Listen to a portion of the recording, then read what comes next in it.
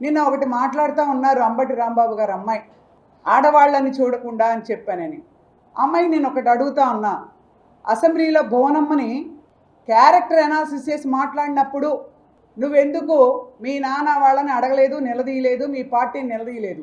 అలాగే ఇవాళ మహిళలను చాలామందిని రాష్ట్ర వ్యాప్తంగా మహిళా సంఘాల్లో పనిచేసి ఉన్నాం, అందరినీ క్యారెక్టర్ అనాలిసిస్ చేశారు, ఫ్యామిలీని బయటికి తీసుకొచ్చారు, పరుగా బతుకుతున్న బిడ్డల్ని కుటుంబాన్ని బయటికి తీసుకొచ్చారు.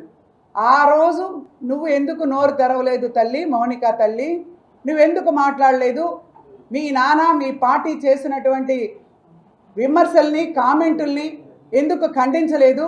ఆ రోజే మీ కుటుంబంలో మీ అమ్మ కానీ మీరు కానీ అలాగే కొడాలి నాని గారి కుటుంబంలో వాళ్ళ ఆవిడ కానీ వాళ్ళ పిల్లలు కానీ ఇలాంటి మీరు మీ ఇంట్లో వాళ్ళు మగవాళ్ళు ఆడవాళ్ళని తిడుతూ ఉంటే, రెచ్చగొడతా ఉంటే, క్యారెక్టర్ అనాలిసిస్ చేస్తూ ఉంటే చెప్పు తీసుకొని కొట్టకపోయారా? మీ నాన్న వాళ్ళని అన్న వాళ్ళని మీ పార్టీలో మీరు ఖండించకపోయారా?